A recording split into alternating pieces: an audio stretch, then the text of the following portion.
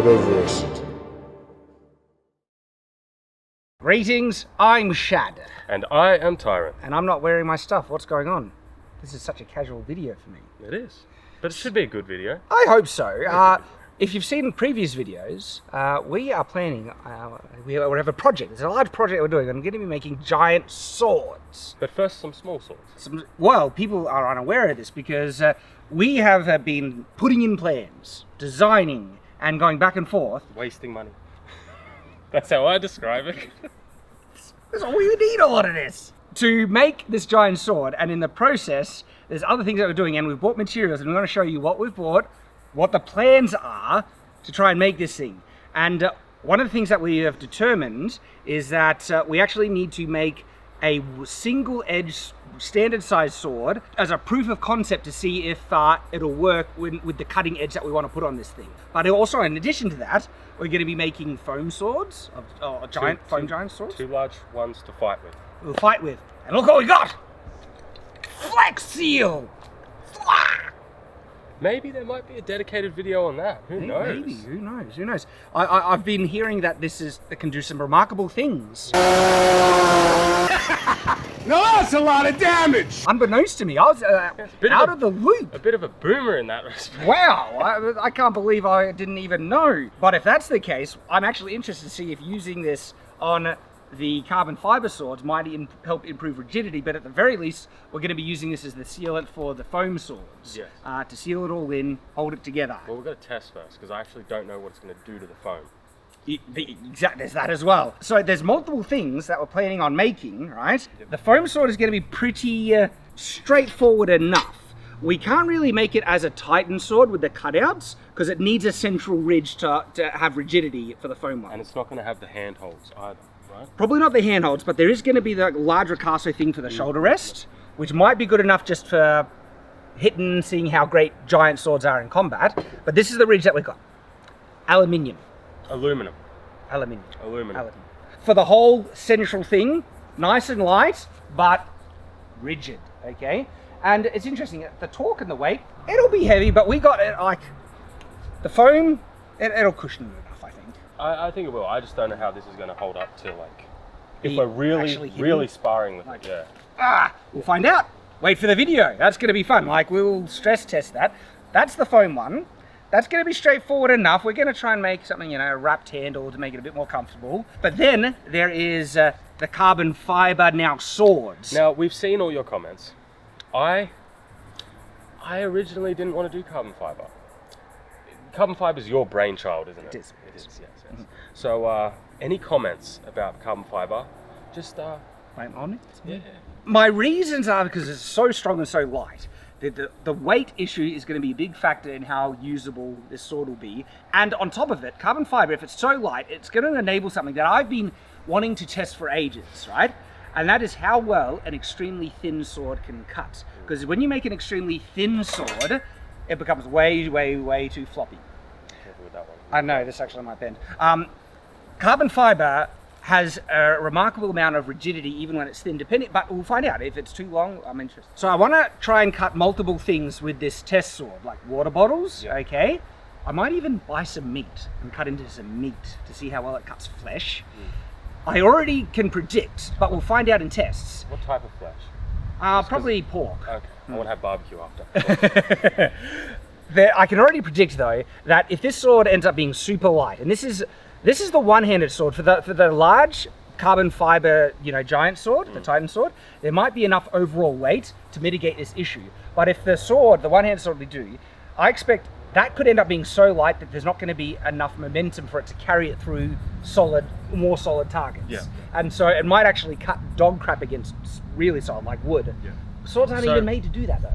The reason why we're doing the short carbon fiber one is just to test how a blade will do. Yes, there's a lot of things that we need to find out from this smaller one. Yes. Find out the level of flex it has based on the thickness that we do, how well we can, or easily we can sharpen up the edge, how much it can hold up to abuse. All those things are actually really important to figure out with this smaller sword, because that'll then let us know how feasible the giant sword will be to make it. And if it's not feasible, then we can explore other materials like aluminium. Yes. Aluminium. Aluminum. We have these rods for the foam ones. We have bought the carbon fiber. By the way, all this stuff here is more than like $1,000 worth of material. We're investing to do these things. Hopefully we get sponsors for all the videos or something. But we were sponsored on the last one, so that certainly helps out. I haven't even opened this. I had a quick little peek. Had a peek.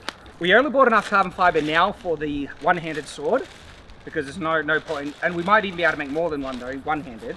There's no point going crazy for the large sword if it's not working out. But this is standard looking carbon fiber. It's looking good. Oh, wow. Just be careful. Yeah, I know. Very nice. Very nice. I like it. All right. So Happy? I am happy. I'm happy. Okay. Like I was hoping to do two-handed. This is really. Oh yeah. We could just get a two-handed. 2 meters though. Is that? Oh yeah, we're gonna roll it that way. Okay, we'll have easy enough. Yeah, Like it's 2 easy. meters Yes. deep. I thought it was 1 meter by 1 meter, and I bought two lots of them. Yeah, so 2 meters. Oh, so they didn't cut. Oh, okay, I thought they were going to cut it into 1 meter by 1 meter I squares. highly doubt they cut that. I hope not. I don't wanna, That's great. I don't want to unroll it because then I have to roll back up. But Well, I highly doubt they did that. The other thing that we need to find out by making the smaller one is how many layers of this it will take to get thickness. Yeah. Because there's a certain thickness. I'm aiming for like this one-handed sword, 1 millimeter thick, which is insanely thin for a sword and should be way too flexible. But carbon fiber is really rigid and so we'll find out. Granted that it is 2 meters long, which it should be. I don't see why it wouldn't. It'll be thin strips. Yeah, but, thin strips, but lots of them. the thing is though, to make carbon fiber strong, we need to have this The cross passion yes. facing different ways on each layer. Yes. Yeah. Sometimes That's tricky. We'll find out. we'll see. We'll see. I'm already getting excited about this stuff. So for the We got sword some sword, plans, yes. We needed a solid pummel counterbalance. Oh yes. And we got some, bits of material that will work, do the job. We got different ones. I wanted it solid and heavy because if this sword is light enough, right, this alone might end up equating to the whole weight of the rest of the sword. That is absolutely a possibility. For this carbon fiber short sword, yep. That's crazy because the balance of this sword could be insane. Now, its cutting capacity is really going to come from how sharp it is because it's not going to get a lot of driving force from weights. Yep. But if you get something sharp enough, that might mitigate the issues, especially after doing lethal damage. It's not going to be able to chop off limbs, I don't think, this sword. To get through bone, you need a lot of weight. It's not going to be able to do bone. But to slash arteries and cut people up and everything, this very well might do it, especially because it's so thin. So this is one pummel idea, but we got other ones just in case. Just to see which is heavier, which will work. We also got this one. That one's interesting. This is the one we found before we found the good ones. We'll test like the weight once we get it out because we're gonna separate this ring from the thing. And I actually kind of like that this is a larger ring. Yeah. And it's so quite heavy, but I'm not sure how much of that is just the base. I like that it's black and it'll suit the look. Well, I mean, we can paint that. Yeah, that's true. So that's the first idea. The really important thing, right, is the cutting edge, because you like sharpening up carbon fiber, it's just going to be sharpened resin, so you need cutting edge. And I found a supplier that has some pretty cool stuff. I have not opened these yet. Now, I'm going to be honest, I was upset when he purchased these without telling me, because we had discussed something else. We had discussed using a metal ruler. Yes, a 1 meter long ruler, and use multiple of them and sharpen it because it has a reasonable thickness. It's not too heavy, relatively speaking. It's not too heavy. When I started thinking about it, I picked up the metal. We have a 1 meter metal ruler already. Yeah. It's already too heavy in my hand for the weight that I'm trying to go for. That I'd like us to hit with this, Okay. and that largely comes from both the width and the thickness. Right. Because in terms of the thickness along this plane, for the cutting edge to achieve the effect that we want, it doesn't need to be a mil thick. This is 1/2 mil strips of metal, and if you get that sharp enough, that should equate to equivalent cutting, depending on weight, and the weight could be an issue. This could backfire because the ruler might actually give us the weight we want, but it didn't have. It was too chunky on these. Maybe I should say why I am hesitant with this particular steel. Well, there's another thing about this steel that's different to yes. The reason is the width. I'm worried that I won't have enough clearance to actually attach it to the sword effectively without interfering with the actual structural integrity of the sword itself. This is true. And I'm worried that's just a bit too thin with a cutting edge. So let me get one of these out and we'll show you what we mean. I don't need it. You want to kind of carefully cut into that. I know I'm touching the blade this side. Okay. Open that. That's how we do it at Shadowverse. That's right. Open a letter, you do it with a famous sword. With a Schweihander. Zweihander. Schweihander. Okay, you don't correct me on aluminium, which is not wrong. Aluminum. I'll correct you on Zweihander. Aluminum. There's something special about this steel that attracted me, okay? These strips here are high carbon spring steel. This is actually sword grade steel right here. Whereas the floppy ruler steel is actually soft and it wouldn't hold an edge well. This stuff is serious business. To put it into perspective, how much he has purchased in this. All of these little things have multiple. How many is in there? What, 3? 50. I think I ordered 15 of these. So there is a lot of. So we could make more because this could actually be the blade edge for the giant sword, right? This stuff is backup stuff. It's shorter. It's stainless steel. What? I like stainless. You like stainless steel. So the tricky thing about this being high carbon, it's going to be hard to cut. Yes, it is. Grind as well. Yeah. I would like us to at least try because when you put an edge on it, it's like spring. Look how springy it is. I love it. It's good. But we got stainless steel backup. Yes. Which is same width, same thickness, different length. Okay, so look at this. Look at this. This is one strip. This is 0.5 millimeter. Like, look how thin this is. Yes. It barely weighs a thing. This Tyra. is true, but working with it. Like, what if it ends up being much? It's so thin, But it won't take too much grinding it through. Okay. We are going to give it a go. Either way, it's just how much effort I am not sure it will take. Oh. It's interesting. So if I show you this sword, right? This is a sharpened sword, okay? The main business that's doing most of the work is the very tip of the edge. So it doesn't actually need to be that thick. The reason why the rest of the sword is steel is for rigidity and structure. We're just going to try and replace that with carbon fiber and keep the business end still high carbon spring steel, which means it should be able to hold its edge just as well as this. But it still needs to be shaped at least somewhat, because that's what takes away some of the resistance of the cutting edge when it passes somewhat. through something. My plan for this one-handed sword is to have the blade taper. We can probably show it better on paper. So if we have a look here and pretend this is the blade, the handle's going to be down here, right? And it's going to taper in to a point from the handle all the way up and come down like that. And then it'll probably, all we need to do is chop off the tip to get that. Yep. And then that's going to be the cutting edge there. And that means there's no real curving that we'll need for this. Oh, no, I mean like for the actual edge, yeah, where the points meet. That's what I meant, sorry. So this is the plan. Yeah. We have the steel. For the one-handed one, we should be a much more painless process. Yes. For the big one, we'll see what happens. We'll find out. See what happens. But it's going to be so exciting because, for me, sword material technology, it has advanced yet it hasn't. So, for instance, this, right? We've advanced in the consistency of the steel that we can make. This is far higher grade steel than a lot of historical swords. It's a lot more easy to make.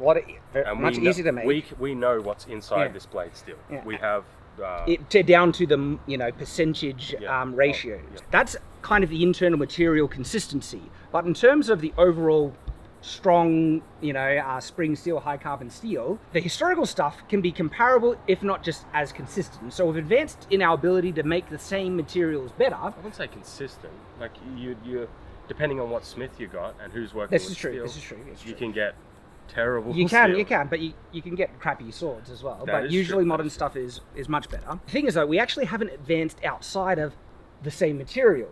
Usually because, honestly, steel does give almost the perfect balance between strength and weight. It does, but the biggest drawback is corrosion. There's corrosion.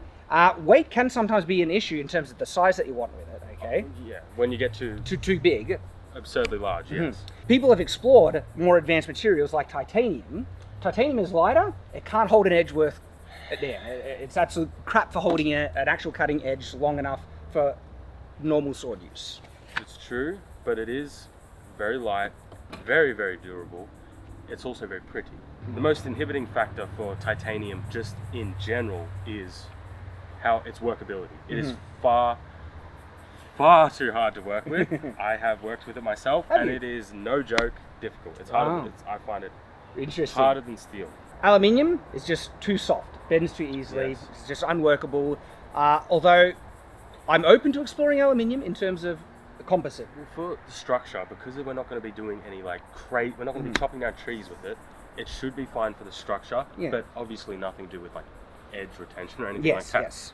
And so then there are other advanced materials that people have sometimes posited, but basically steel has still won out. Well, I did mention to you, there is that steel from Spyderco, the H1 steel. Yeah, I've heard about where that, they yeah. removed the hydrogen, I think, instead of the carbon, so it no longer rusts. Which to me is like, the one problem I have with steel is it rusts. That's Corrosion. why I like aluminum and titanium so much, because corrosion resistance is incredible.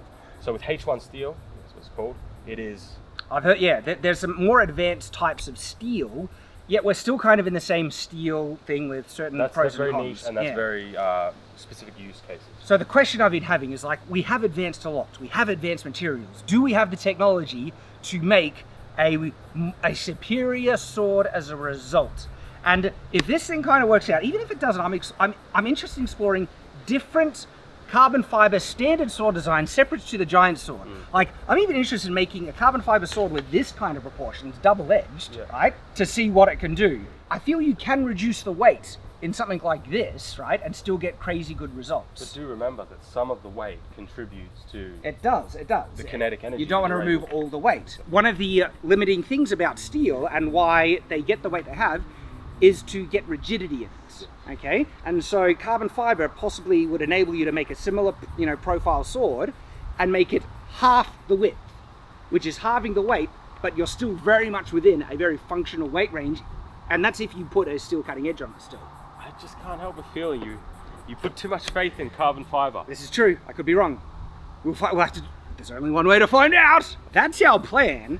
This is the materials we have. We're gonna hopefully film the actual process of trying to build it. Which one? All of them? Or Well, we're starting with the sword. The standard, it's gonna be a single-edged ring pummel sword. That's gonna look a bit more ninja-like at the end of the day. very katana-esque? My plan is actually to not give it a cross guard, but have a kind of finger hook-in thing, like, my big machete, where it has that finger kind of thing on Yeah. the handle, like that. Kind of like the design I made for Cuseg's sword for the second volume of Shadow of the Conqueror. Did you see that design? I'll show you. That gives you a stop slip point to the point where you don't need a cross guard to stop you slipping onto the blade. And I even think having the handle and having the blade kind of start further out, going up, that's the design I'm picturing. I think it's going to be cool. It's going to be... It'll definitely be... Okay, so my biggest concern with carbon fiber is me putting in so much work and time, and then It doesn't work. you destroying it in one... Well, that's the content. We will be putting time and effort into it. We might end up destroying it, but we'll film it and show you so we can all benefit from it. So we have these things as well. The process of doing this is to layer the carbon fiber, add resin, sandwich the metal, right center in between, then carbon fiber, resin, Well, we haven't settled on that yet. Yeah. We can still brainstorm, there's still time. put it in between plastic so it doesn't stick, plastic layer, and then you clamp it down and we're gonna squeeze the hell out of it. Really, really squeezy. That's why these boards are, I don't know what they're called, whiteboard trays? Yeah. Basically, they have a soft, hard plastic on them, so if any of the resin leaks onto it, it easily just pops off. And just in case, we've got this plastic, what is it, pool stuff? Yeah, so Pool covering or whatever it is. That is what's going to actually shape and hold down the carbon make fiber. it really solid. There is one limitation. We won't get the most optimal carbon fiber results because we're not going to be vacuuming Yes, out well, the thing. So we're hoping this will do the job.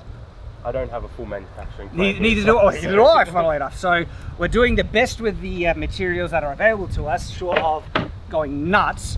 I think we're going to get some really intriguing results at the very least. Even if it fails, we're going to learn a lot through the process, and I'm very excited for it. You know, you're probably going to have to buy tools, right? Like, they have no idea, but I have an idea what I'm working with, and oh boy. I've already spent $1,000 on this. And that's separate to the materials of the prototype. I'm very lucky that we're in a position to be able to put money towards this kind of stuff. Your support really helps out. If you want to add additional support for us to continue projects like this, supporting us on Patreon, Subscribestar or Utreon would be phenomenal. Makes a bit of a safety net with the I guess unknown insecurity of the YouTube algorithm and demonetization. And we're also grateful for sponsors as well, good sponsors that I do my best to vet, try to, and they so far really good. There's also Shadow of the Conqueror. Yes, Shadow of the Conqueror is available, other things. And also, if you can't do any of that, thank you to anyone who can. Liking and subscribing is also a great help. You guys are what make this possible. We're able to do this because of you guys, and the more of you that help, the more we're able to do. That's right. Thank you very much for watching, guys. Hope to see you on the next videos as we actually attempt to build and test this. Don't know what will happen. We'll find out. So until then, farewell.